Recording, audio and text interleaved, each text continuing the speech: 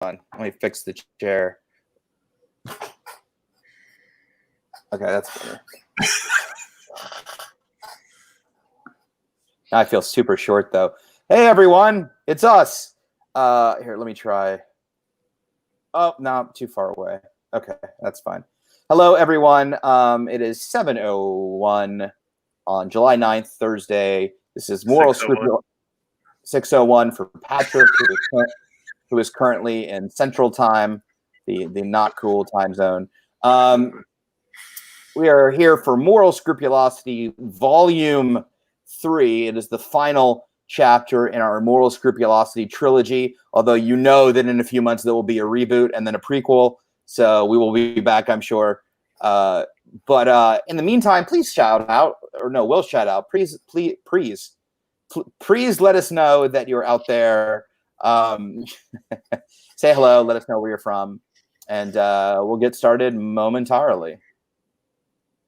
Hi, Deirdre. Good to see you.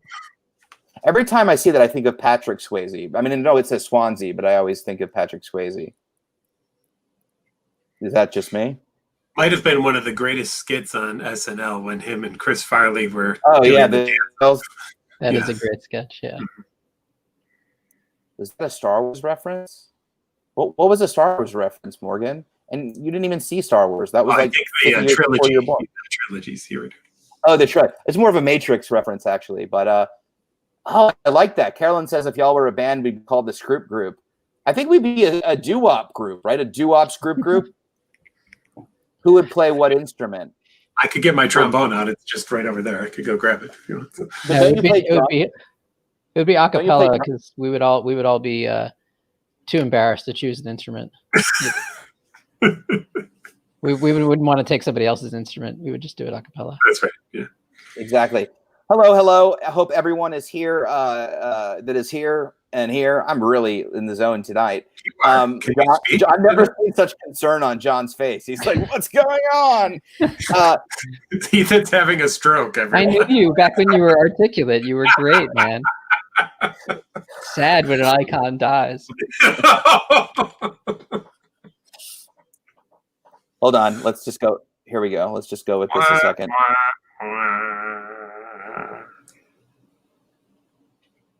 Oh, there you go. Yeah. There we go. I'll just be from the past. Film noir, Ethan. I'll just be from the past. Yeah.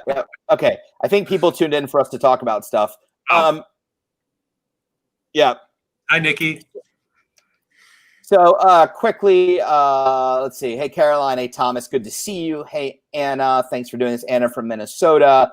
Hey, Eric from Houston. Patrick Swayze he was from there. His mom had a dance studio in Missouri City.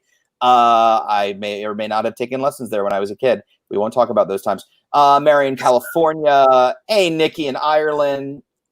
John and Patrick. And Deirdre. All right, cool. So this is Moral Scrupulosity. I love Ireland too. This is Moral Scrupulosity Volume 3. You don't have to join in just because we said it, John. No, I've been there, and it's wonderful. He did. You know, I was in Ireland, and someone said, "What's your name?" And I said, "It's Patrick McGrath," and they said, "Wow, that's a really Irish name." And I said, "Yeah, we still use them in the States." That's funny. That's fair. All right, so hi, Caitlin, Katie O'Dunn. She says hi. That may or may not be the girlfriend. Anyway, she's Irish. Oh, hey. She's Irish. She's Irish, Slovakian, actually, which is what I always look for in a woman. So I'm going to get a text in a minute. Anyway, so this is Moral Scrupulosity. Katie, you missed the part where I apparently had a stroke and I am dead because I can't speak. Anyway, so let's see here. Okay, so this is Moral Scrupulosity Volume 3. My name is Ethan Smith. I am the National Ambassador for the International OCD Foundation. And we're here with Dr. Patrick McGrath and not Dr. Jon Hershfield, MFT, which I did discover that MFT should stand for Mother Effin' Therapist. I think that's cool.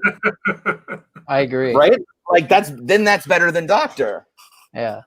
Yeah. So let's quickly get through let's Thomas, give me a face palm.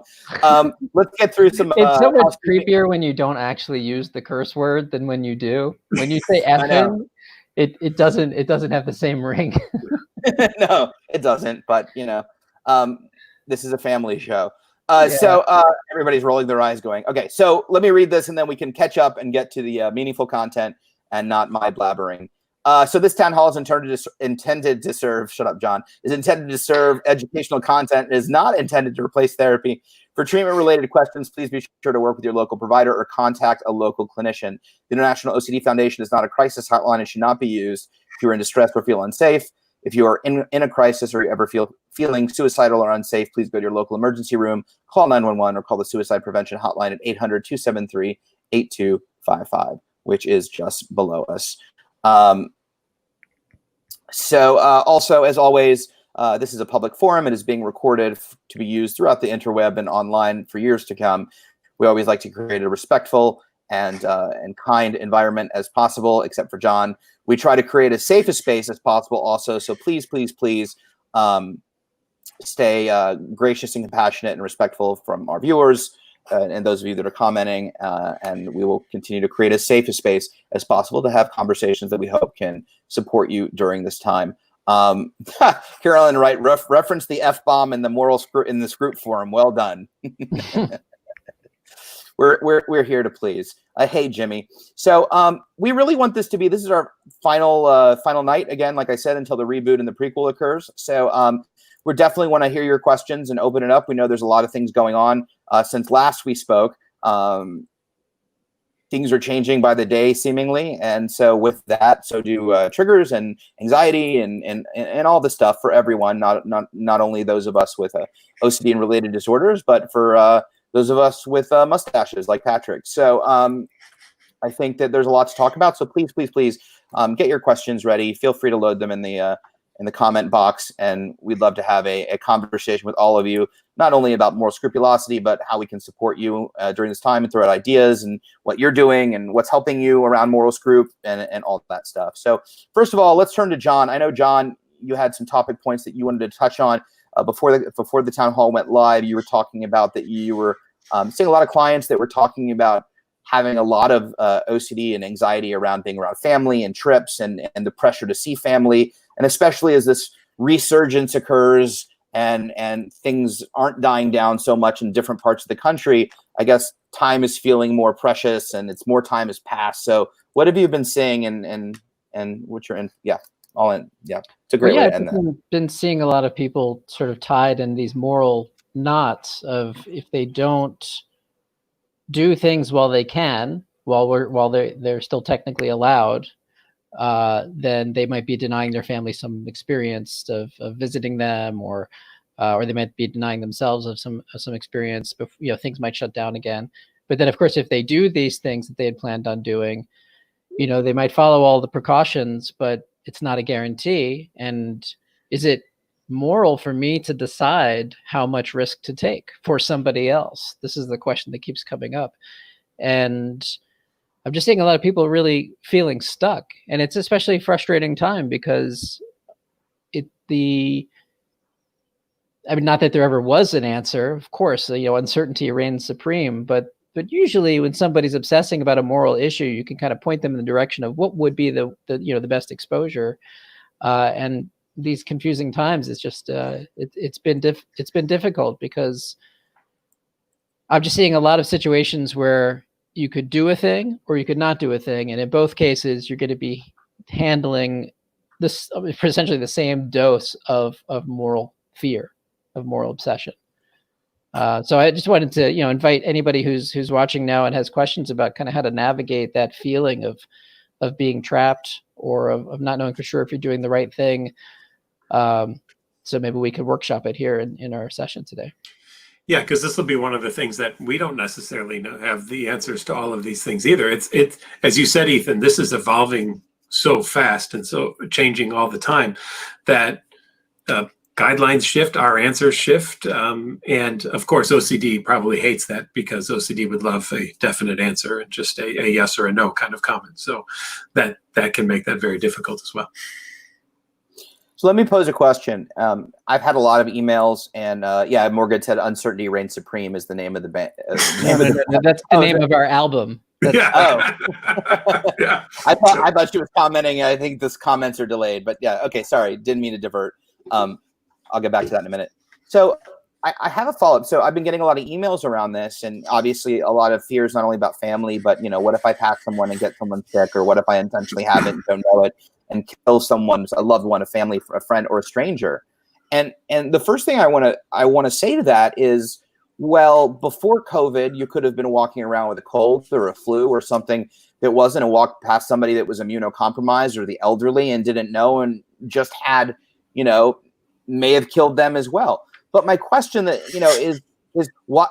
Well, first, everyone with contamination is now going, let me think about the last 27 years when I had a cold, and now I have to think about how many people I might have killed. But it's a good point, though, that's a constant. What's really changed is the narrative around it. People weren't always being presented with information about it. And that's what I wanted to talk about, is the argument in this case, at least from sufferers, and even I feel, is like, no, but the danger, it's more dangerous now. There's a higher chance of, a higher probability of the thing happening because of COVID. Is it really more dangerous? Is it really, from a meta standpoint, psychologically, like, are we dealing with the same uncertainties? Is it, there's something more substantial here? I don't know. I'd love your thoughts, both of your thoughts on that kind of thing. Well, I can't speak from the perspective of an epidemiologist whether or not it's technically more dangerous, but it certainly feels more dangerous, both because we're constantly talking about it and the impact that it's having on us, and we know a lot less about how the virus really behaves than we do about something like the common cold. So yeah, it's technically possible if I sneezed on someone, a year ago, that they were immunocompromised and something really bad happened. But the outcome of that seems very unlikely, because I feel like I have some confidence in what happens when the average person gets a cold. But I don't know what happens when the average person gets COVID, because it hasn't been around long enough for us to be able to say what happens to the average person. So whether it's more dangerous or not, I can't say, but the concern is certainly more intense. And so something very simple like, if you go and get a haircut, or you go to the grocery store and you're following all the rules and you're wearing a mask and you're keeping 6 feet apart, you're doing everything you're supposed to do, but who knows what air you might have been breathing in as someone walked by you or something like that, and then you're bringing it home. And then the question is, how do you navigate that? How do you navigate whether or not you took a risk with your family?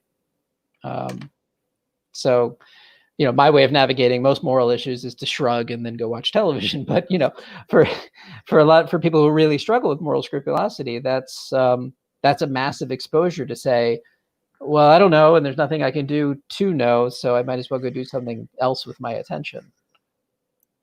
Patrick, anything to add on that?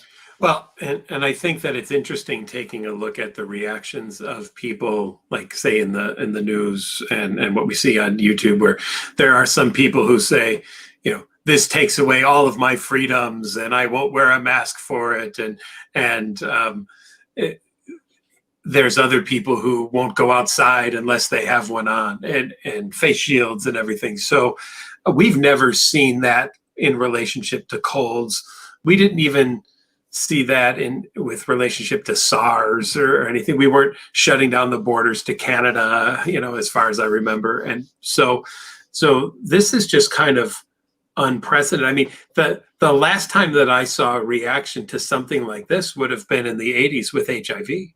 And that was, there are, of course, so many people who are experiencing this now who weren't even alive back then. So this is their first time of dealing with such a thing. And they never probably thought about a cold or anything else. So this is just huge to anyone under, I'd say, under 30. This is their first big crisis probably that they've ever had to deal with. And even the HIV crisis, they didn't close schools, and they didn't go to the magnitude that it did, even though the uncertainty was they had no idea how you got it. Well, and schools is a huge issue right now. I'm seeing a lot of people with kids, and I'm going through this in my own life too, trying to navigate, what makes sense in terms of, if schools do plan on opening in the fall, what will that look like? And how do I reconcile the mental health impact that it would have on a child to not go to school or to go to school, and it be a school where everything is about disinfectant and masks and staying apart from each other. And, you know, there are consequences either way, you know, and then there are people who, for their families, for lots of reasons, where it would definitely be helpful to have the children in school and taken care of while the parents can work and things like that. But is it safe, right? And then how as a parent do you decide, okay, it's not safe for them to go to school, I'm going to keep them home and then deal with the consequences of them not being able to go to school, or I am going to send them to school and take that risk, but they might get someone sick, or they might get sick, or they might bring it home and get me sick. I don't know. And it becomes a moral issue. It's not like it's hard to think about these things in purely scientific terms because we're talking about people that we love. So it becomes a responsibility issue. Can I make this moral decision for my child? The weight of that can be really intense. And I think the best thing that we can do right now without having more information, so like even that sneeze made me uncomfortable. Yeah. The only thing I could like strongly recommend is self-compassion, right? It actually is, it's not okay to beat yourself up. And of course, OCD is still OCD. You could be excessive about everything, but it is normal right now to not know what to do and to not know how you feel about what to do. And that's important. Yeah. That's not reserved for OCD by any means. That's everyone, right? You know, look at the moral aspect. I'm going to go back to what Jon said about school. Some children, the only solid meal they get every day is when they go to school, right? With their lunch programs and things. So if schools don't open, you have to weigh that with people. Or for kids who are receiving services, special services. Now that's another how many months of not getting the special services that they need, which could impact high school, if they're college potential careers, internships, trainings, apprenticeships, all those things that they might have relied on to get them to those points. So yeah, we're not here saying what to do or what not to do. I found out today from a colleague, his daughter's going back to college. They're going to start colleges early where she goes, and they're going to be done at Thanksgiving. And then that's it for the semester. And then they won't go back again until at the end of January. So they're going to get almost a full 2 months off in the winter because the college assumes in the winters when, like with the flu season and everything else, COVID might be the worst. So that's what they're doing. So everyone's shooting in the dark at this point, I think. Yeah, Harvard's all virtual for the fall semester, and Yale, I have a friend going a freshman class, and he said they're doing half the student body during the fall semester and then half in the spring semester so they can accommodate the spacing and lab work and things like that. So yeah, everybody's doing something different. And they're all doing, unfortunately forced ERP to moral scrupulosity, which is nobody knows for sure they're doing the right thing. Even what Patrick, you were just describing about them, changing the school schedule around based on what they think might happen with COVID, right? But nobody knows for sure. So everybody is, they were saying in the beginning of this pandemic that, now people without OCD are getting a taste of what it's like to have contamination OCD. I think at this phase of the pandemic, people are getting a taste of what it's like to have moral scrupulosity. I agree with that. Please continue to ask questions, and we'll get to your comments very shortly. I think there's some good conversation going on here. So please feel free to ask lots of questions. So I have a question, which is this. In the time of COVID, is it selfish to follow your values? I don't think it's selfish to follow your values. You just might have to realize that sometimes for the greater good, you might have to adjust your values a little bit. So you may say, I value freedom, but you might also recognize that going outside with a mask on isn't impairing your freedom whatsoever. And yet there's people out there saying that it does. So I value my freedom as well. I wear a mask. I feel absolutely zero impact on my freedom because I have a covering over my face when I go to the grocery store. So I can still live my values, but adjust them accordingly for the greater good as well. My mask says Old Bay on it, has the trademark for Old Bay on it. So I'm not, you know, I'm free to now express my love for Old Bay in a way I couldn't before. Is it got some Old Bay in it, so you just breathe it in every time? It might. People who are saying things like, that to wear a mask is impeding my freedom. That's fear. That people say things like that when they're afraid, right? I'm being attacked. I'm being threatened. I need a safe space, and I want it to be my face. Is basically what they're saying. So I think while it's very easy to be infuriated with people who are not wearing masks outside, as I often am, I think it's still important to remember to try to have some compassion for these people, that's how they relate to fear. They don't know some other way to behave, and they're choosing to behave in the way that makes you angry. They don't know some other way to behave. They don't have the skills and the tools that you have for just sucking it up and tolerating that this is a scary and dark time and we need to do what we can to take care of each other. They're tantruming, like children tantrum, and you have to have some compassion for that. Is moral questioning even higher right now because of the level of shaming that's going on? So if you're being shamed, you must be doing it wrong.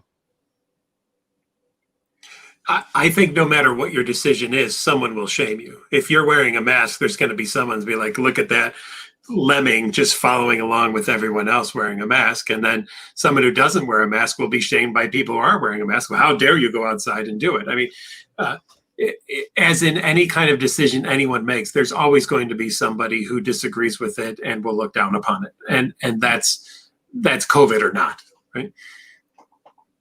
Yeah, and again, I would just say, why would you shame another person? That's an inherently immoral thing to do. But the answer is you're doing it because you're terrified, and that's how you deal with fear. You obviously don't have the skills for dealing with fear and still treating people with respect. Absolutely. Exactly. Absolutely.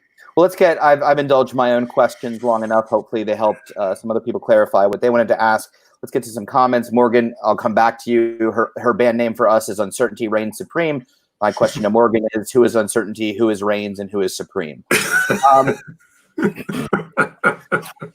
So Jackie, I hope I said that correctly, wrote, moral knots, quote unquote, describes my mind so often, not just with COVID. Sometimes all options seem wrong in some way. Feel like I'm wrong either way.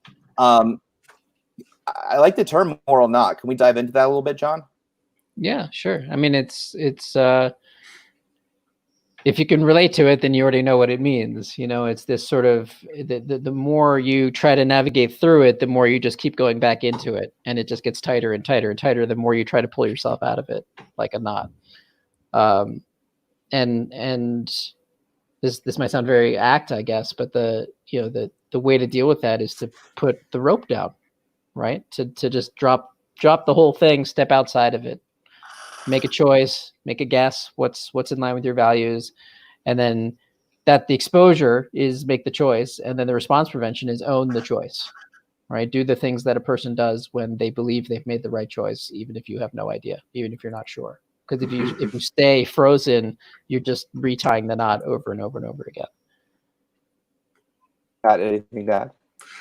I would just add that, again, even outside of COVID, what does OCD want? It wants 100% to know that this was the right choice. This was the moral choice. This was the best choice. And I would say there is no choice that is that in almost any situation.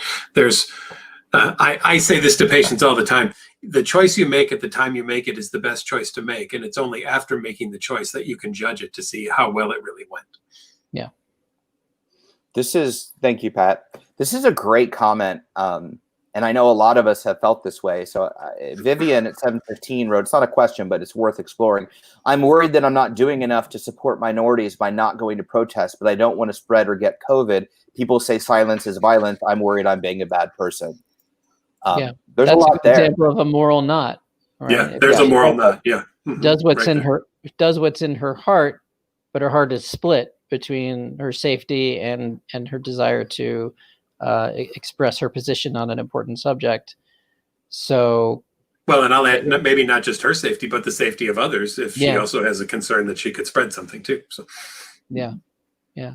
So what would it look like to put down that knot, step outside of it, and do the equivalent of flipping a coin, and know that any choice you make is going to come with some dose of selfishness. It's going to feel selfish.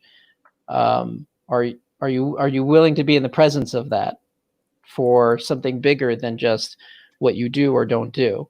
Right. Part of committing to your values is taking that risk that, you're not perfect. You can't possibly calculate the complex algorithm that, like, what is the exact right perfect choice, as Patrick was alluding to.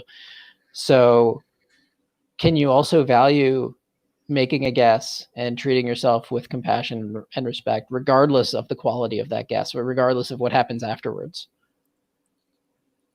I love that, John. And I mean, actually, Anna wrote a great supportive comment to Vivian's statement. But before I saw it, I was thinking, Vivian, it's so easy to also think in black and white or all or nothing in terms of, when we're struggling with OCD, especially, if I can't go to protest, then I'm silenced. And then Anna wrote a great statement, which is, Vivian, I hear you. I use my voice online and donate if I can. I've gotten positive feedback from people on that.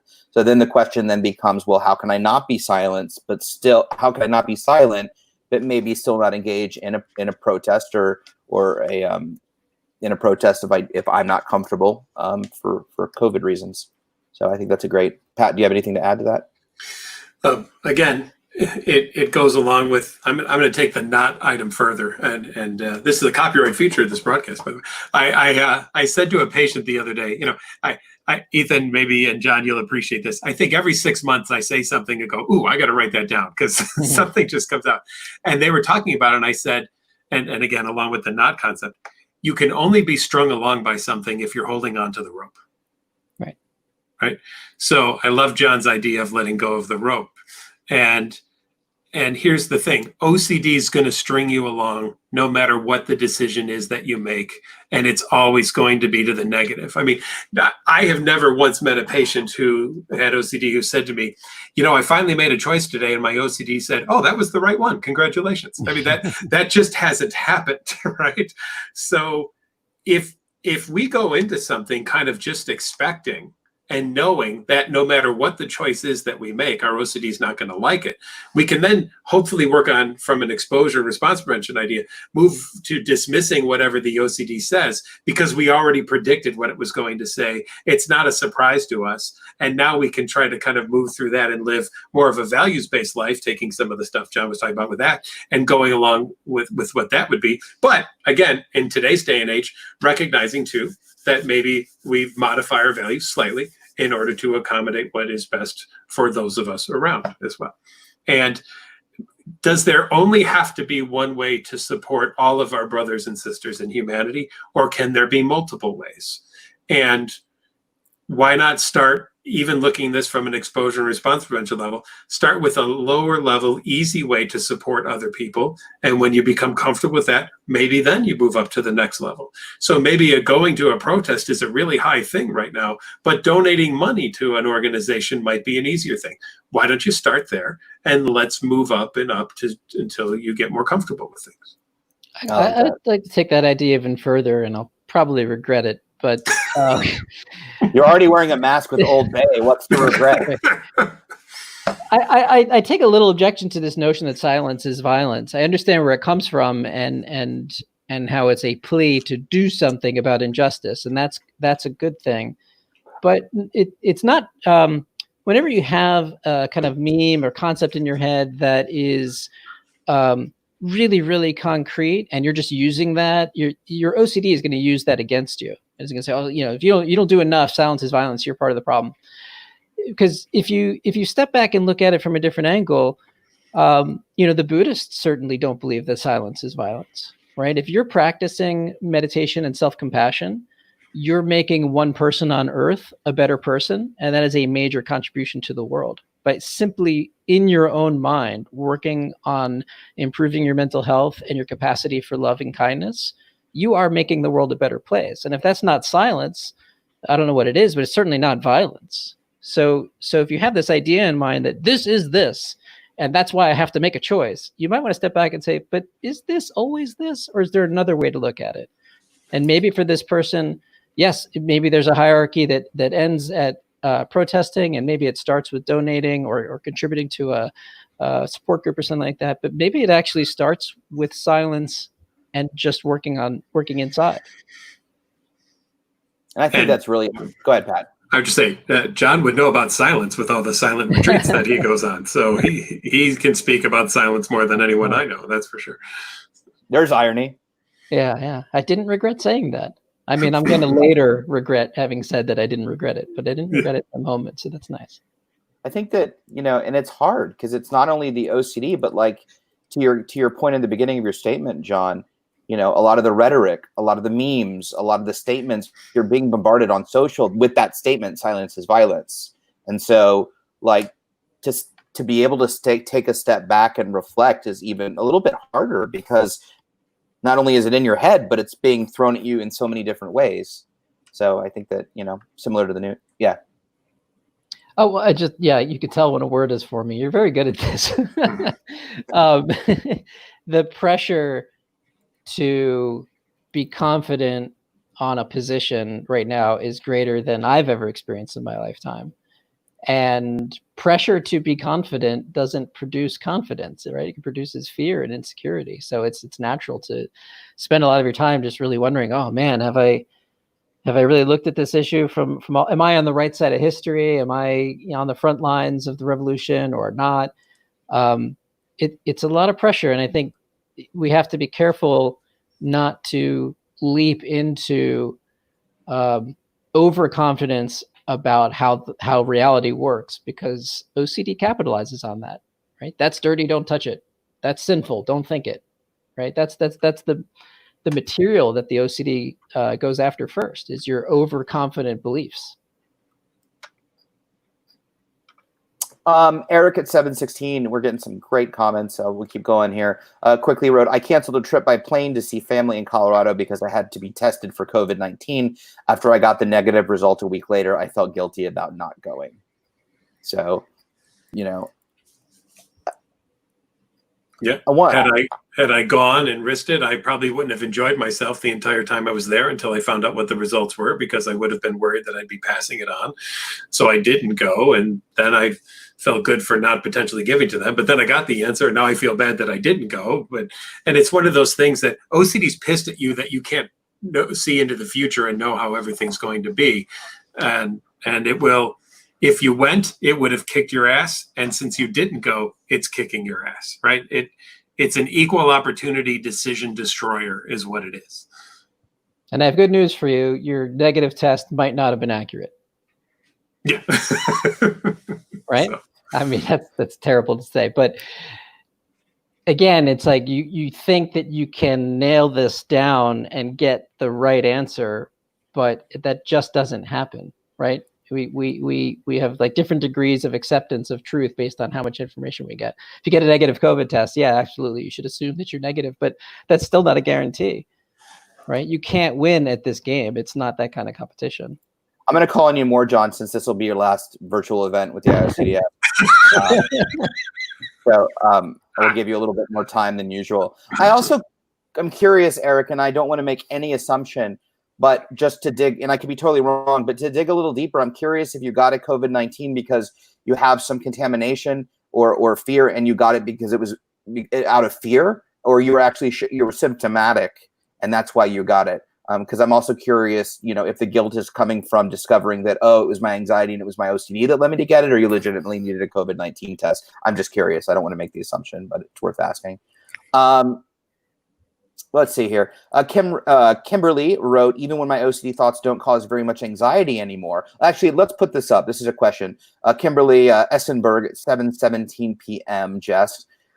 Even when my OCD thoughts don't cause very much anxiety anymore, they sometimes still feel very real and trigger guilt for a long time. What's the best way to combat long-term guilt? Patrick is nodding in furiously, at least the way I see it. So go ahead, Patrick. Well,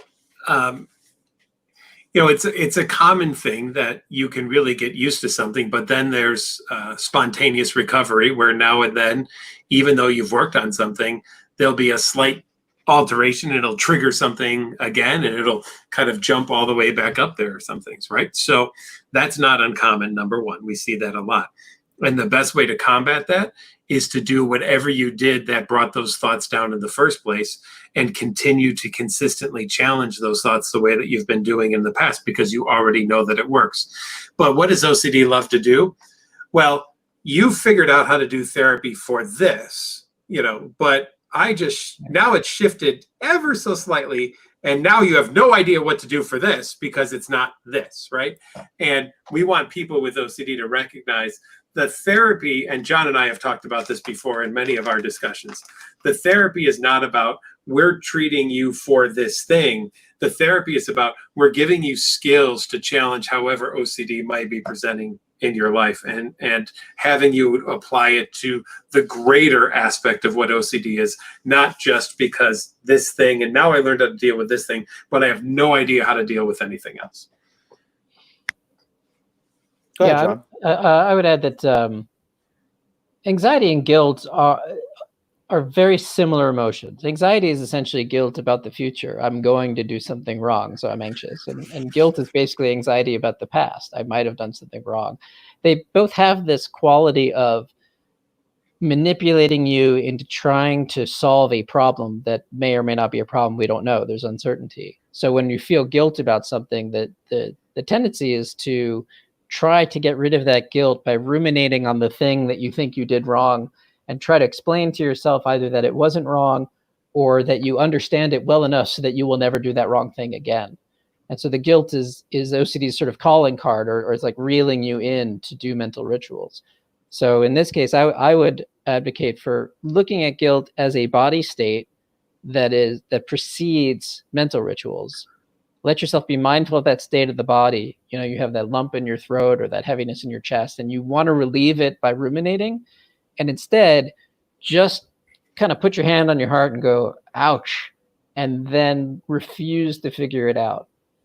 Direct your attention back to the present. Take that with you. Like we always say, sit with the anxiety or take the anxiety with you. You can do the same thing with guilt. It's just the inverse of anxiety anyway. And when that passes and your brain is a witness to that, now it records that.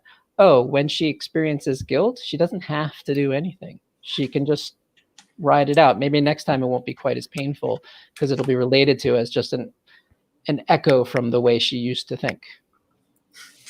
I was just thinking, maybe a great t-shirt would be someone with OCD. It says, please forgive me for, and it just lists like hundreds of things that they might do wrong. And that way everyone knows already how I'm making a pre-active contrition for anything that I might do. So if I sneeze, my apologies, I have allergies. If I look down slightly, I wasn't looking at your boobs.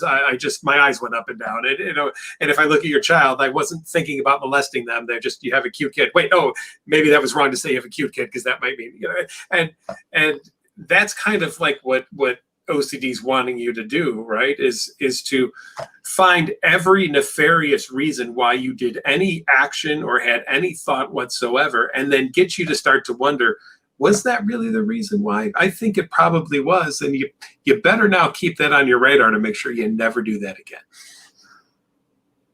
Be cool to have a bumper sticker that had kind of small print and it said, "My apologies for making you pull up closely to read this." Yeah. That would be great. Mm-hmm. So thank you, Kimberly, for that question. This is not this is well said.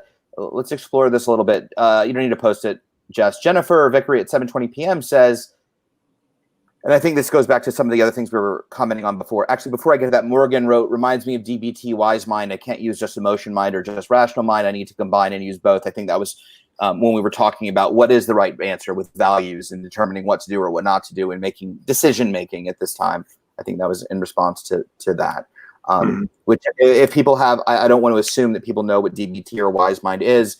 We'll keep going, but if you have questions, please email and we're happy to elaborate on some of those skills. Jennifer wrote, it is probably the first time in history that OCD thoughts, fears are being literally spoken out loud by the rest of the world.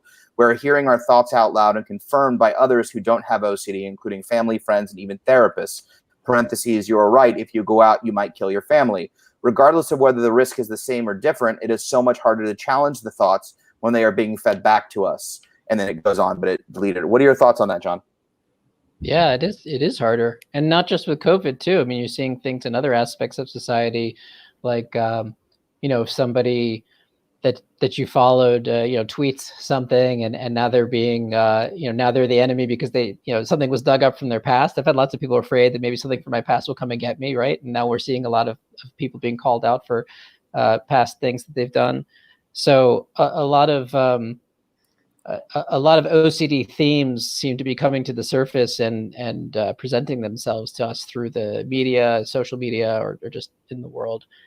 And again, I have to just keep coming back to this place of self-compassion and mindfulness, which is that if it's harder, then you need to make more space for yourself to cope with the fact that it's harder. It's okay to not know exactly how to deal with this. It has to be. If it's not, then you're just going to be piling suffering on top of what's already a difficult situation. Pat? Yeah, not much more to add there. I mean, I think that covers it, really. Yeah, absolutely. And the other interesting thing is, I mean, like, I don't know. I just reflect to my own OCD, and when the world was calmer, and it may have well been the same, like, because my brain was doing everything that we're here. I mean, it was just that my OCD was just as severe and just as violent in my head, regardless of what was happening in the outside world, and so I think it's interesting because it is harder to combat or challenge the thoughts when you're hearing it, because it might in your mind reaffirm that maybe they're not OCD thoughts, maybe that they're true. But at the same time, I think OCD can create a reality that feels just like that and a reality that isn't like that. And it can be just as challenging. So it's like OCD, ADHD. What's the shiny new squirrel to look at this week? Oh, now I gotta go focus on that thing, and then that one over there. Now I got, that kind of thing. And Eric Broach wrote, yes, I'm assuming his yes is an answer to he got a COVID test because of anxiety or fear first, then he felt guilty for not going. So that might be, but Eric, appreciate, love the guilt, and make another trip. So Jimmy wrote, I have harm OCD doing ERP. It's brutal. I think ERP, I agree. I had self-harm OCD when I got into ERP. And it's absolutely brutal. Although I discovered quickly from other people, it's not as brutal as anybody else that has to do ERP, whatever their symptomatology is. I always felt it was brutal because my OCD ended in death. And so when somebody was like, oh my God, I have to rewrite this word 50 times. I'm like, who cares? I'm going to die. You have to rewrite a word. Like, it seemed insignificant. In reality, the pain and suffering was just as substantial, if not more. And so, I would take comfort in the fact that ERP is brutal probably for everyone.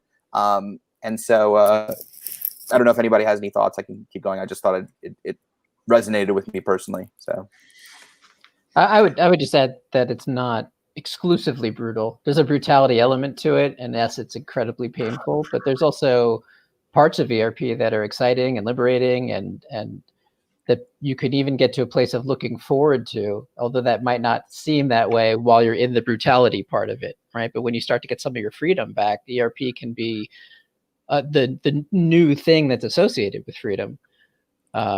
So it's, yeah, I just wanted to add that, because sometimes we get caught up in only how hard ERP is, forgetting how much we get out of it too.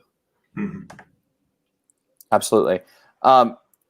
And actually, just to skip, Jimmy Wagner also wrote a little bit further down. He said, I'm a boxing coach and advisor to kids looking for inflection point as to when I can reopen my school. So I'm not sure if that's tied to what he just wrote, but Bree at 7:21 p.m. We can put this on the screen. How should people deal with OCD triggers resulting from isolation, COVID related or otherwise? I'll pass this to you first, Patrick. Well, I think the things that I've dealt with people that are hardest is that because of isolation, there's more time to sit and think, or there's just fewer distractions in life, and because of that, there has been more time than to sit and to ponder stuff. And of course, OCD would love if we would just think all day long about all the potential bad things that could be going on in our lives, or that we could have done to somebody else, or that could be done to us. But I have never once seen that actually solve a problem or anything. So there's an eternal generation of question and doubt, but there's never an answer to anything. So it's like a philosophy major on steroids, but in the worst school you could go to whatsoever, right? It's just questions. And so what I would tell people is to recognize, and I even have families do this, and I had a patient start this today, write down whatever it is that pops into your head. And this is great for families. If someone with OCD asks them the same question over and over again, because you can be isolated also just with your family as well too, then I want the family to write the question down and then write down the answer, and then say to the person, if they ever bring it up again, it's in the book. And that ends all discussion on that thing whatsoever. And then for people who are living alone, I've had them do this as well. And I said, you get 2 minutes to write down an answer. And then what I want you to kind of recognize is that, look at this. You've already come up with an answer to something, but now OCD won't accept the answer, right? So what is it that you're really trying to feed OCD? Are you trying to find an answer, or are you just going to doubt any answer that you come up with? Getting them to recognize how much time they're wasting in thinking, and how they could help to end maybe their isolation by doing something, right? And maybe that's some of the things we've talked about already tonight. What can you do to actually go and live that values-based life? Because I don't think your values-based life is sitting around contemplating constantly questions, but never coming to an answer that's satisfying. John? No, I don't have much to add to that. Just that it kind of depends maybe what the obsession is to some extent. If the question is related to how do I deal with my OCD triggers that are resulting from isolation, spending a lot of time alone, I'm spending a lot more time ruminating. If you're talking about intrusive thoughts of self-harm, for example, that is going to be harder to deal with if you're isolated because of COVID. And you might want to make sure that you've built structure into your day, and have some of that structure include some kind of social interaction, even if it's only through the computer, and look for ways to reduce that isolation. And again, I don't know this, I could be wrong about this, but I would say maybe right now, while you can, if you're in a place where it's safe, to don a mask and go to a Starbucks drive-through or something like that, and have an interaction with a person, just to help temper the that sense of isolation. But then also know, yeah, your OCD is going to be worse right now, right? If you don't make space for the fact that pressure brings up symptoms, doesn't matter if you have OCD or psoriasis, pressure brings up symptoms, and you're going to have more of those symptoms. And if you can make space for that and say, well, I'm a little more symptomatic, I'm thinking a little more, I'm doing a few more compulsions, I'm trying to contain it. If you're honest about that, then you might be able to contain it better than if you're refusing to acknowledge it because your OCD is saying, no, you're perfect, you're not supposed to have any symptoms. And then you only address the symptoms when they're so big that they've taken you down. That's where I think people really struggle more than they have to. Yeah, I've really looked at this opportunity, this time, as an opportunity to work on my flexibility. I think that has been a really good thing for me and my OCD and anxiety in general. Is that it's not about recreating the life that we had. It's not about not following our values. It's kind of Pat touched on it. Obviously, is like how can we continue to follow our values in a way that's a little bit different now, and remain flexible. To where we're not so, because OCD loves rigidity. And so this idea of we have to keep doing the same thing. And if we can't do that anymore, then there's nothing to do.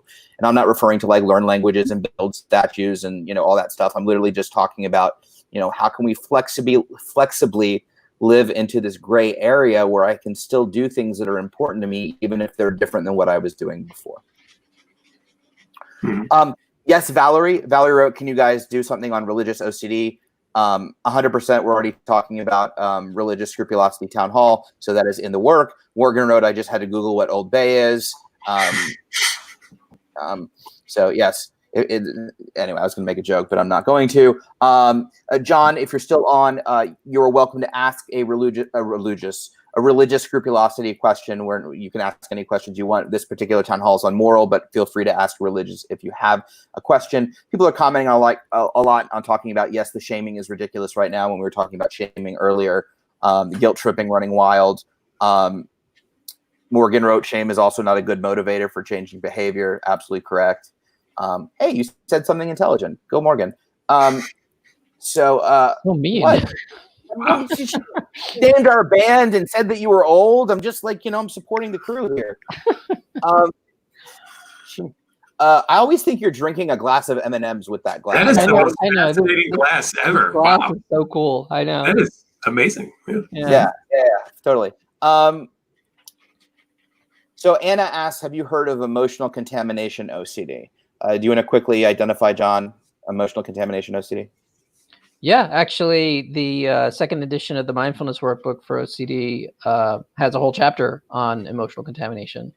So this is a just like old-fashioned contamination OCD. The idea here is that things can become contaminated by the mental or emotional associations that you have with them, and then you start to treat contaminated objects as if they have an actual substance on it. So let's say I have a bad thought or a bad emotion around this awesome glass. Then I decide, okay, that glass is contaminated, so I can't touch it anymore. But then the problem becomes that the desk that it's sitting on is also contaminated. And so when I walk by it, it's really hard. So I might have a whole series of rituals around making sure that I don't touch the glass or the desk or go in the room where it is. And just like regular contamination OCD, your brain gets confused. You're treating this like it's real, and I trust you, so must be real, right? Therefore, your body's going to respond as if the next time you touch the glass, there's something on your hands, and you might literally feel like you have to wash, or you might have a mental ritual or some other thing that you have to do to make yourself feel clean again. Sure. So yes, that's emotional contamination in a nutshell. So sometimes it also comes in this form of fear of becoming a different person, like being emotionally contaminated by another person. So if I spend enough time with Patrick, I might become like him, and so I have to make sure I don't spend a lot of time with him because don't want that. One of me's enough. Yeah. So. And I might make sure not to wear any clothes that I think he might wear, because what if I become him? Or become a doctor?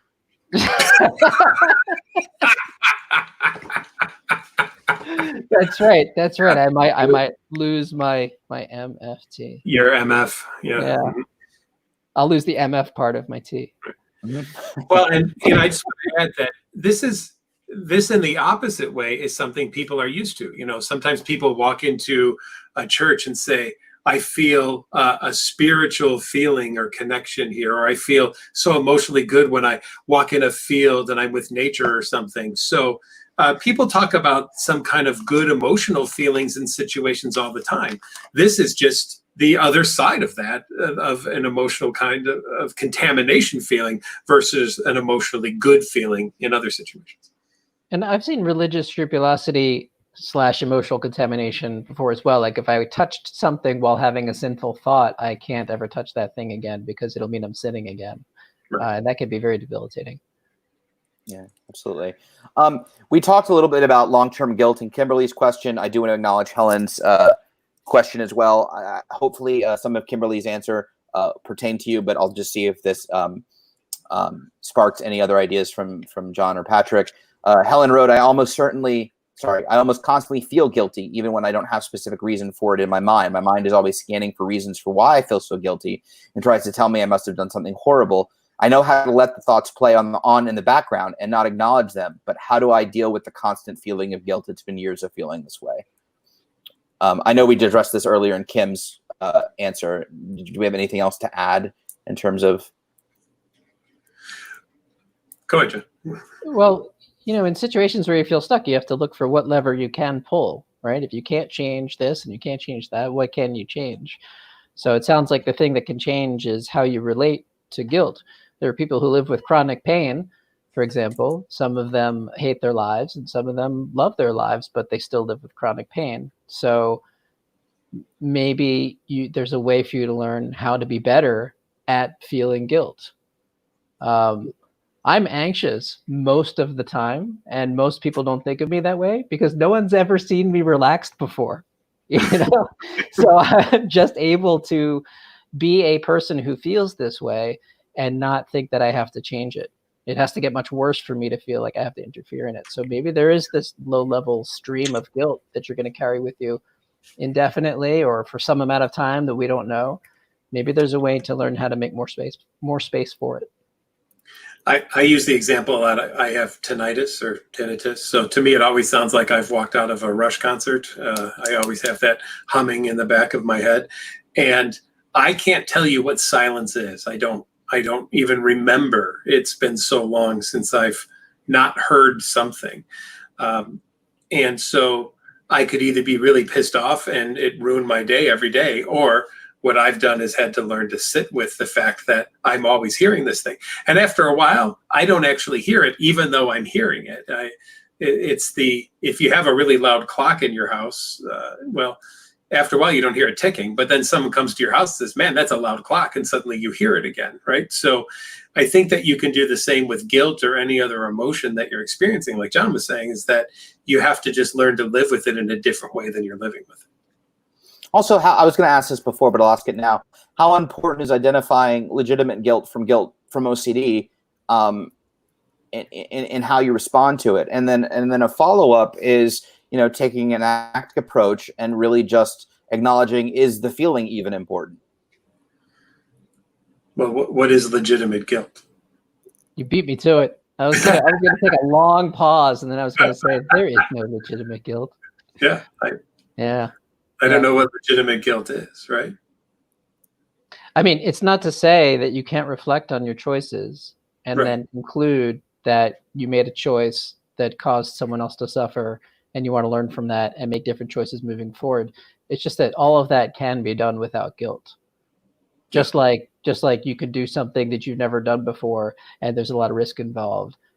You can do it without anxiety. You don't need the anxiety to make that happen. Right. I mean, I've told patients this, and I've said this in talks. There was someone once who attacked my family, and I purposely beat the crap out of that person until the police happened to show up. And I felt no guilt about it whatsoever, that I inflicted pain on somebody. So other people, though, if they were walking by who didn't know what the scenario that this person had attacked my family, would have seen me beating him and think, what a horrible guy he is for beating up this other person, right? So there's lots of ways to interpret it depending on what your role in it was, how you viewed it, what side you were on, all those kinds of things. I have more questions about guilt, but I feel like it would get philosophical. So I'll stay away from that squirrel at the moment. Helen, I hope that was helpful to you. Jimmy is our boxing coach. Would be good for the mental health of my kids to get outside and train. My concern is contact tracing and trying to protect everybody. So he feels obviously a ton of responsibility for his kids staying safe at this time, and also has I think you said harm OCD on top of that. So how about this? Does all boxing training have to be contact? I mean, could you get a bunch of speed bags lined up and have people 6 feet apart doing speed bags or something like that, and practice running? But I'm thinking, and forgive me, my training on boxing goes from watching Rocky as a child, but whatever. Not the guy that you beat up, and the guy, also the guy you beat up, also the guy kicked crap out. But there's lots of training I think that could be done that doesn't have to involve actually boxing and coming in contact with other people. I just had a thought about the previous question about how to distinguish between legitimate guilt and non-legitimate guilt. It just occurred to me that that's also the same question that people often ask about how do I know if it's an OCD thought or a regular thought? And I guess it's a similar answer. What is an OCD thought, right? It's just you have thoughts, and then there are thoughts that are workable, like, oh, I'm going to take this thought and apply it to some behavior that's useful. Or you have thoughts that aren't, that are more like spam mail. How do you distinguish between the two? Well, you have to guess like everybody else, but it's a lot easier to guess when you start from the perspective that thoughts are thoughts or feelings are feelings. Then the question isn't, is this a true one or a false one? It's just, is this a, one that I want to engage in or one that's not worth engaging in? Absolutely. John, this is directly to you. You may have dug yourself in a hole here. Caroline at 7:26 p.m. said, John described in a different town hall that some so-called treatment-resistant OCD is because the tendencies, you can post this, Jess, ruminating, analyzing, detail-oriented nature, have become part of the person's personality. How would you go about addressing personality-level difficulties like that? So I remember saying that and regret it. No, I'm kidding. I remember saying that and thinking about some people that I've met who it's so wrapped up in who and how they are that it's not just OCD anymore. It's just their experience of life on Earth. So you do the same work. You're still doing ERP and challenging people to relate differently to their thoughts and feelings. It's just that the rationale for it might be a little bit different.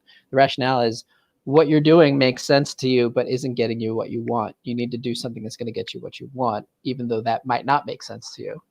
Whereas with ERP, it's all about uncertainty tolerance and exposure to your fears and things like that. You're ultimately doing the same thing, but just from a slightly different angle. And one way to think about the difference between OCD and a personality construct that isn't working for you is that in OCD, the tendency is thinking, I'm doing something. If you think about it in terms of oxygen, I'm breathing wrong and I'm not getting enough oxygen. I need to breathe right. That would be OCD. Something I'm doing is wrong. Whereas a personality construct might be more like, I'm doing everything I can and there's not enough air and it's not fair, right? I'm breathing right, but I'm not getting what I need. And so when long-term untreated or ineffectively treated OCD becomes more of just that person's personality and experience, you then have to look at it from that other angle. It's still awful. It's still terrifying that you're not getting enough air, that the universe isn't providing you with what you feel that you need. What is a different way to go about getting what you need than what you've been trying and not succeeding at? Thank you, John. Patrick, anything to add? Nope. Okay, cool. Quickly, Morgan did name us. I am uncertainty, John is reigns, and Patrick is supreme. So, Morgan has a question. We should answer this. We do love Morgan, even though I gave her a hard time. Morgan at 7:27 p.m. said, what about responding to a fear of being shamed when the shame hasn't even happened? Oh, another classic OCD kind of concern. Let me predict everything that could potentially happen and be prepared for it so that if it does happen, then I won't need to worry about it because I've already prepared for it. And this is what stops people from doing anything because they first have to consider every possible bad thing that could happen and get ready for it. I talk about this as like Southern therapy. I'm fixing to get ready to do something. I don't actually do anything, but I'm fixing to get ready to do something once I figure out every bad thing that could happen if I were to choose to do anything whatsoever. I reckon that won't work. Yeah. And if you're really Southern, I'm fitting to get ready to do something. Yeah, fear of being shamed when the shame hasn't even happened. Yeah, that's a thing. Yeah, I mean that's something that I think is very common for people to consider when they put themselves out there in any way, when they express themselves individually, like in a social media post or something like that. Yeah, like this kind of like tension that comes, like how is it going to be responded to? Well, let's not forget, anxiety is 2 words, and those 2 words are what if, and can be followed by anything your brain can imagine, right? So there's an infinite number of what ifs that could come into your mind that then you would have to think that you need to consider first before you go do anything. Thank you, Patrick. Thank you, Morgan. And just a quick shout out to Morgan and Molly of Not Alone Notes, Instagram. At Not Alone Notes, they do amazing work by sending cards, beautifully designed cards by Molly and written by Morgan to OCD individuals with OCD all around the country. And so check them out. They're great friends of ours, great friends of the IOCDF, and just great girls all around. So and they have a cool coloring book too. Have you seen their coloring book? Yes, I can't reach it. But yes, they have a very cool coloring book. I just had to reach over there. I know, but color your fears. Why don't I have a coloring book? I feel you're not cool. Right. Oh, you're not. Okay. You said something wrong once. I probably did. Yeah. So my apologies. They have a great coloring book. We'll put a link to the coloring book in our comment thread. So, quickly, Eric asks, I want to get to some questions that haven't been asked, but Eric asked, at 7:29 p.m., Jess, can moral scrupulosity be triggered by conflicting obligations with different people and authorities? Of course, because now I have to decide which one's right. I mean, imagine if I'm going to give a speech, right? And Ethan and John, you guys are the judges. And Ethan, you like the speech to be read word for word. And John, you like the speeches to be made up. I can't get better than a 50% score, because if I do it Ethan's way, John's going to fail me. And if I do it John's way, Ethan's going to fail me. So now I'm in this quandary about how can I make the two of you satisfied and happy with what I'm going to do when you diametrically disagree with each other about the way to have something done the right way. Yeah. And the key there is to work on getting better at people being, I was going to say unhappy with you, or just better at not being able to service everybody's needs at the same time, right? Do what you want, and somebody will tell you that it's wrong. It's pretty much guaranteed. So what's the lever to pull there? It's how you deal with that negative feedback. I took a look at our last Scroop talk on YouTube to share it, and I saw like the likes and everything, the thumbs up, and there were 2 thumbs down. Why would there be any thumbs down is a mystery to me, but I took it personally. And I realized, wait a second, this is something that involves ideas and is open to the public. There should be thumbs down. It's supposed to be like that. That's how reality works. I just assumed they were for you. I was comfortable They with were that. for me specifically. They were specifically for John. Yeah. They may have been. Also, is it just me, or does Eric kind of look like Patrick Swayze? No? Okay. Anyway, he's got a little Patrick Swayze-ish. Thank you, Eric. Appreciate that. I hope that was helpful. Meredith at 7:33 p.m. Is it common for moral scrupulosity OCD to be undiagnosed or misdiagnosed, since the compulsions are often not readily apparent to others? Sure. Mm-hmm. Yep. That's a great question, and it deserves like a long, complex, long-winded answer, but it really is just yes. And Yes. Yeah. I mean, a lot of forms of OCD are often poorly diagnosed because, I just gave a talk on this actually for Shepherd Pratt about mental rituals. That they get overlooked. Oh, this person doesn't wash their hands. Obviously, they don't have OCD. They have some other problem, and it's tragic because it keeps people from getting the help they need, and sometimes they only had enough energy to try one time, and so if they get turned away, they might not come back. So that's really sad. Or the misdiagnosis too. Somebody with, let's say, postpartum OCD who admits to having intrusive thoughts that they might harm their child, who some unknowing person who isn't familiar with it wants to call 911 on that person. So yeah, this happens all the time. I think moral scrup in particular gets sometimes just confused with the self-esteem problem, like that it's just this person, that doesn't like themselves enough. And because of that, the OCD isn't looked at. So they're they're encouraged to engage in a lot of rationalization and sort of forgiveness rituals instead of actually doing ERP to the uncertainty. Yeah. It's like, can you ever be hard enough on yourself? And the answer is no, not with moral scrupulosity. You can't be. So. That's true. Thank you, Meredith. Appreciate it. Caroline Craig at 7:44 p.m. Can living in a strict religious community exacerbate or even cause scrupulosity? Have you ever had patients who had to leave their communities to get better? Go ahead, Patrick. It can definitely be an influence. I don't want to say something's 100% cause, but if there's some underlying OCD there, all those things can definitely be influential. If it was a cause per se, I think then that everybody in that community would have OCD. But it can definitely be a significant contributor to it. And yes, there have been people I've met who have decided that it was just too difficult to live in that kind of a community, and they needed to get out in order to, because.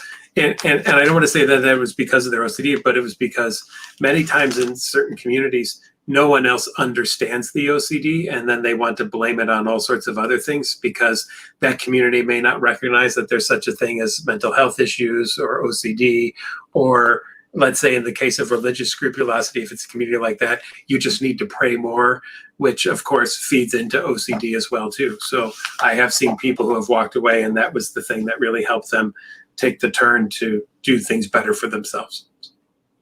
Yeah, there's some studies, from what I understand, suggesting a correlation between religiosity and severity. So not that the religion itself causes the OCD, but the intensity with which the religion is presented in the culture that you're in could.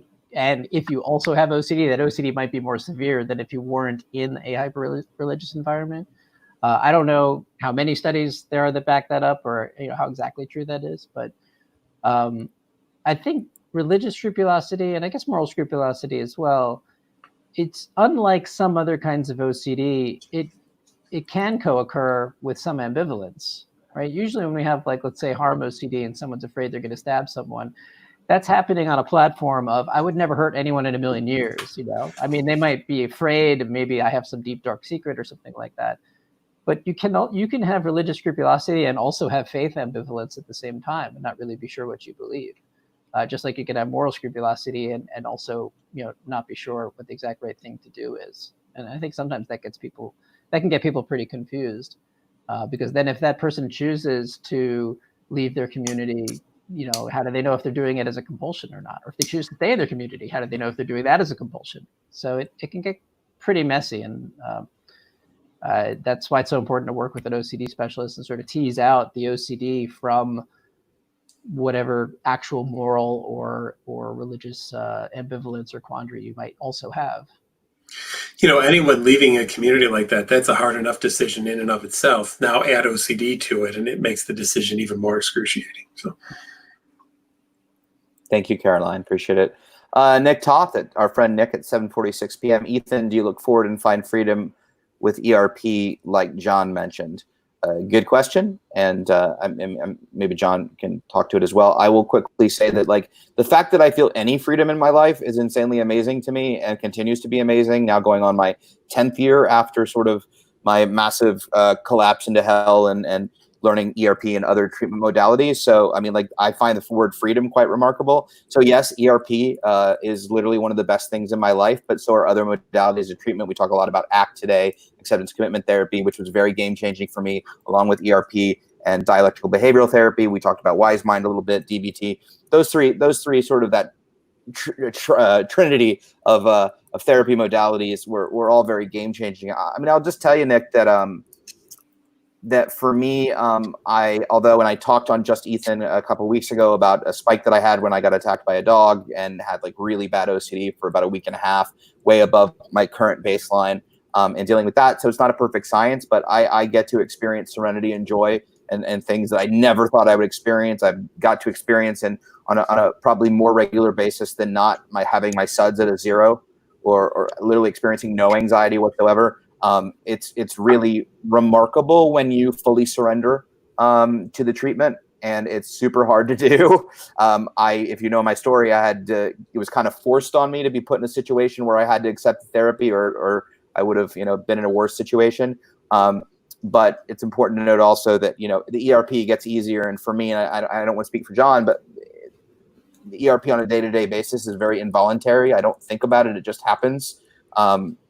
It's just what I do. I'm not saying it's all the time, but so yeah, I definitely look forward. If OCD pops its head out in a bigger way than it normally does, I definitely see it as an opportunity to knock it back down, and I get a little bit excited about that. But it's also important that I still see a therapist once a week, and sometimes I need my therapist to go, hey, you need to be a little bit more proactive and punching OCD in the face because it's out there a little bit. So I definitely, but yes, definitely find the freedom. Jon, do you want to have any comments on that? Well, the only thing I would add is that I think everything is ERP. Anything you're doing to go against the OCD or to not let the OCD keep you from the things you care about is ERP. I mean, mindfulness is ERP. It's choosing to view your thoughts as thoughts and taking that risk that, that one thought is the big one. Anytime you decide, what, I'm not going to avoid this thing that I care about, even though I know it's going to make me want to do compulsions, I'm going to do it anyway. And I'm going to do the best I can to resist those compulsions. That's ERP too. So it's not just the traditional ERP when you think about somebody, watching something scary or holding a knife or touching something dirty and not washing. It's also all the ways in which you expose to life and then prevent the response of trying to be certain that it's going to turn out in your favor. Yeah, for sure. Thank you, Jon. I don't want to I don't know. So Jimmy Wagner, our friend, the boxing instructor that we talked about, he wrote, yes, weighing the risk of passing contamination due to contact versus kids staying at home developing other issues like depression. By the way, been tested twice, negative both times. Thankfully, this goes to the moral not a little bit that we talked about earlier, which is, you know, if they come to the gym and work out with me, I might give them COVID. And if they stay home, they're going to get depressed and could end up worse. So either way, I'm screwing up the kids. You know, and now I have a full picture. So thank you, Jimmy, for giving us the full picture. And any, I know I actually have thoughts. I'm not an expert, but I have thoughts. But Pat or John, any last minute thoughts on? Well, it's what Patrick described about trying to give the presentation to the two judges and just not being able to get more than 50%. I mean, you just have to own that that's the situation that you're in. And again, what's the lever to pull? It sounds to me like it's self-compassion for the fact that there's no good answers right now, and that's hard. Can you make space for that being hard? Yeah, when you have a disorder that gets angry at you for not figuring something out that no one else in the world has figured out, it's a tough way to live, right? I like that. So self-compassion and go from there. It's so hard. Yeah, no, we'll leave it at that. Sorry. Go ahead. John, did you have something else to? But no, I liked what Patrick said about, you know, holding yourself to this standard to solve a problem no one can solve. I just finished watching season 3 of Westworld, and there's this scene where one of the characters needs to keep all these robots occupied so that they can escape. And so she asks one of them what the square root of -1 is. And so the one robot starts trying to solve this riddle with the other robot. And they start getting deeper and deeper into it, and all the other robots come in and they start trying to solve it, and they just become totally consumed about it so that the heroes can escape. And it just reminded me of that. Since I haven't seen season 3 yet, jeez. Oh yeah, I ruined a major plot point. My apologies. Yeah. Okay, I'm gonna leave it at that. I have more, maybe. Yeah. So okay. Sorry. I'm looking for, and you're welcome, Jimmy, for the feedback for sure. I mean, I was just thinking, do we want to quickly, I think it would be helpful. Do we want to dive a little bit into, we mentioned it twice, WiseMind. I use WiseMind all the time.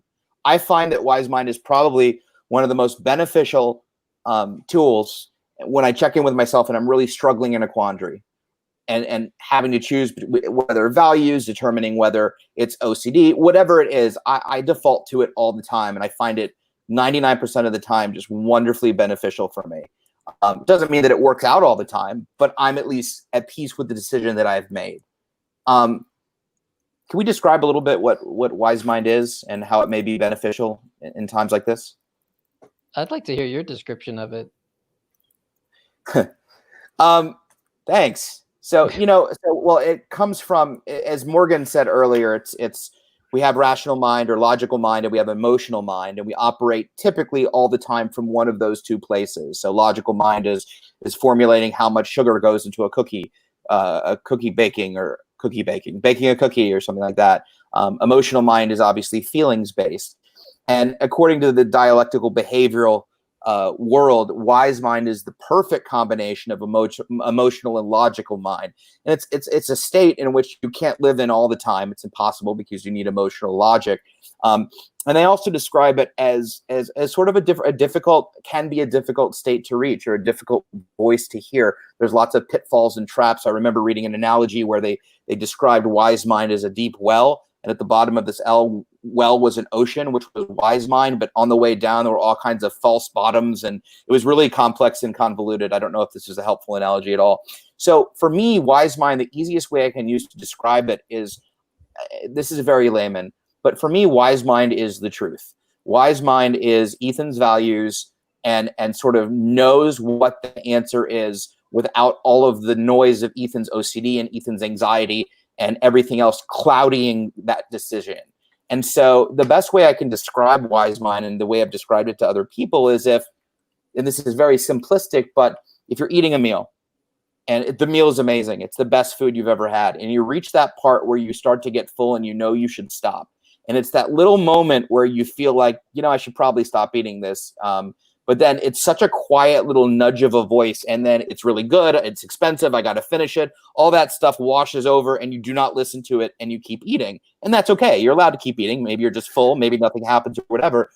But that little moment, for me, that's wise mind. And I check in with wise mind all the time. I close my eyes and just kind of listen, and it kind of tips the scales for me when I'm making a difficult decision, but there's a lot of noise clouding it. I don't know. That's the best way I can describe it. I don't know if that's accurate or not. Works for me. I like it. Yeah. It kind of reminded me actually of what Patrick was saying before about trying to give that speech, and you've got two judges, and one needs it to be this way, one needs to be that way. And the wise mind for that would be just giving the speech that articulates the point of view that you wanted to articulate, and not putting all of that emphasis on what is this judge going to say or what is that judge going to say, but just give the best speech. Yeah, I will, go ahead, Patrick. I would just say I could see where OCD could come into this, though, and say, am I truly being in my wise mind now, and doubting if I'm in wise mind enough that it still leads to a difficulty in making decisions, right? That's where I know. How do you know it's wise mind? Yeah.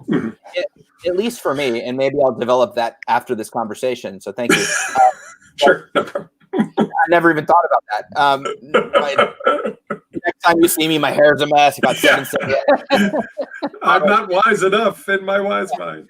But it's interesting. So I had I apologize. People, we'll try to get to a few more questions. But I had severe health anxiety during the time. It was hypochondriasis and all this stuff. And when I was starting to get better, my therapist at the time, I said, how do I know when to go to the doctor or go to a hospital? And she's like, sometimes you just know. It's not even a question. Like, you just know. It's not a what if I should, what if I shouldn't.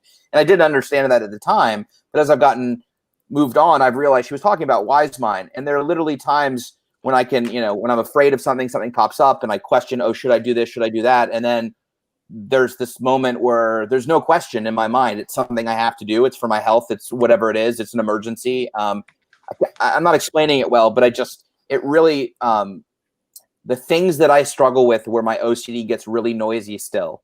And I have trouble hearing through the noise to determine what's value driven and how to move forward in a mindful and healthy way. I know for a fact that wise mind is not loud. It's very soft. It's very subtle, and it only lasts for a second, which is why I can usually detect it and separate it from the noise and the OCD, and then not question that I just felt, not question, to Patrick's point, what if it's not wise mind? Because it's such a subtle feeling, but it's just the right, it just always seems like the right thing to do. And maybe it is, and maybe it isn't. Again, I ultimately am okay with the decision I've made, regardless of the outcome. Because I knew that it's what I believe to be true to my values. And although I can't predict the future, that was good. That's good enough for me. So,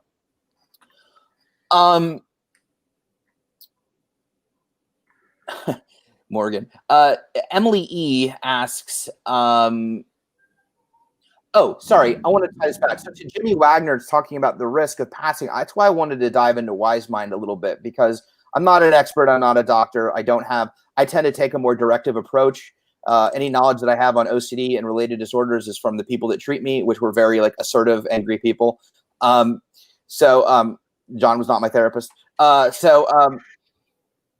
You're assertive. That was incorrect. But anyway, so I think that for me, it suddenly becomes, and again, Jimmy, I'm not a doctor. I'm not a therapist. I'm not giving you an official suggestion on what to do, but suddenly I would dig deep in if I were in your situation and do a gut check, and ask myself, what is in my valued interest? What speaks to me? What is important? What do I owe the kids? What do I want to give not owe the kids, but what I want to give the kids part of me? And then from there, determine, what's healthy and what isn't using the facts that we know. And then the rest is uncertain. But, can I create a safe workout environment? Can I do, can I work out outside and keep kids 6 feet apart? And is there a way that I can do that where I'm not close to them and, go by CDC guidelines? Are there other gyms in the area that are open, maybe only half class sizes or things like that? But that all depends on whether you're willing to take some sort of risk. To John's point, there is a risk in that. And that comes down to really that wise mind question of if that's part of who you are and what you want to do. That's kind of what I wanted to say. I don't know if you have thoughts to that, John or Patrick. You were taking a little bit more of a Patrick's answer was a little bit more of a like, you can't answer that question, and that's self-compassion. But that I would look at his question or his statement and be like, I would check in with myself and make it and use that to influence my decision. I don't know what you guys think of that. It seems reasonable to me. I think after the fact, like after the decision is made, you're going to want to switch back into ERP mode, because the OCD is going to want to then ask that question of like, how do you know that was your wise mind decision? And that's when I think you need to pull out the big guns and be willing to be absurd and either agree with the thoughts or embellish the thoughts, or just kind of make the OCD think you're crazy, so it has to constantly recalculate how to get back at you. So you make the decision to do this or to do that. And in either case, you're taking a risk, and the OCD is like, how do you know when you made the right decision? Well, you already made the decision. So then you can throw back the OCD, all sorts of things you don't believe, but just get it to back off. I say things sometimes, when I'm worried about it, if I've hurt someone or whatever, I might say like, whatever, not everybody gets to live. That's it. Moving on now, right? Because then the OCD, if you were talking to a bully who's like, come on, let's fight, then you punched yourself in the face, the bully would be like, what's wrong with you? I'm going to go pick on that guy, right? So sometimes that's what you have to do with the OCD, is just go ahead and say the thing that even your own OCD can't believe you would say, and then notice that little space, that little quiet. Enjoy it. And I'll just tack on Morgan's little icing on this. I think it's her definition of wise mind. It's what you believe to be true at the right decision, and the right decision in that moment. It may not be true in 5 minutes, but that's what you're working with. I like that. There you It's go. beautiful. Yeah, absolutely. Let's try to get to a few more questions. Let's see. Emily asked, do you think moral scrupulosity, shame, or OCD in general sometimes gets misdiagnosed, misunderstood as PTSD? It's 7:54 p.m., Jess.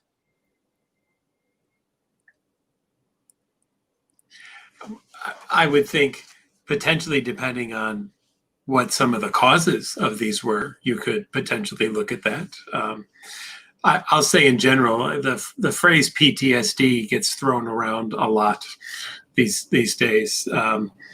And so I'm always, excuse me, sorry, if you hear the thunder and lightning going on outside the window, wow. Right there. Yeah, there's a massive storm going on. That's why I've been a little distracted. There's a massive storm going on right now. What did you do, Patrick? Or they don't agree with that. Yeah, they don't agree with that at all. I've angered the Nordic gods, and Thor's hammer is coming down hard upon Kenosha, Wisconsin. Yes, obviously anything can be misunderstood or misdiagnosed by anyone. But if you take a look at why now you have all this doubt in your life, you could look at it as, well, it's because I had this one event happen, and now that's post-traumatic stress disorder. But it doesn't really have to be PTSD, right? It could just be that I had an event happen in my life. The decision turned out not to be so good, and since then I've questioned every decision I've made. That is just potentially moral scrupulosity, OCD. Yeah, and I think the misdiagnosis part of it happens when you might have a clinician who is hearing, I feel really bad about myself, I can't stop thinking about all the bad things I've done, and the clinician who's been trained to maybe work from a more psychodynamic perspective is really stuck on what happened to you to make you this way, as opposed to it just being OCD, and that's what OCD is like. Thank you, Emily. We'll end on one last question. I think we should end on a happy note. I do want you all to answer this seriously. Caroline at 8:06 p.m. asks, Jess, can you please put this up? How many questions are viewers morally allowed to ask during a town hall? Patrick, let's start with you. Well, whenever I'm doing talks, I let the crowd know that you get 3 questions, and after that, before you're allowed to ask another one, I scan the audience first to see if anyone, because I always say to live audiences, you don't realize that when your hand goes up the 4th time, everyone behind you is doing this. Oh God, they're asking another question. So I let everyone know that. So that's awesome. John? None. I wouldn't ask any questions. It's a bad idea. Just keep quiet. You don't want the answers we have anyway. And my answer is 7. So anyway, I want to thank everyone for tuning in for our final Volume 3 Moral Scrupulosity Trilogy. I want to thank a big giant thank you. We joke a lot because we're friends and not colleagues, because I'm not therapists, but anyway, we're friends. I want to really give thanks to Patrick and Jon for taking their time the last 2 months to taking time out of their schedules to join us for these 3 town halls and giving us your expertise and information and knowledge. So please give everybody a virtual hand for Jon and Patrick for their time and commitment to the OCD community and everything that you do and give back.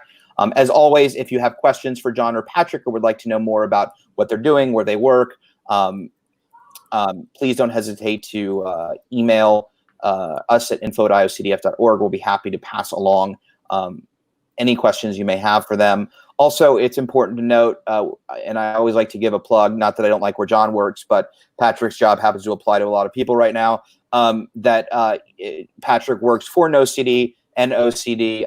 It's a wonderful app started by dear friend Stephen Smith, who is the CEO.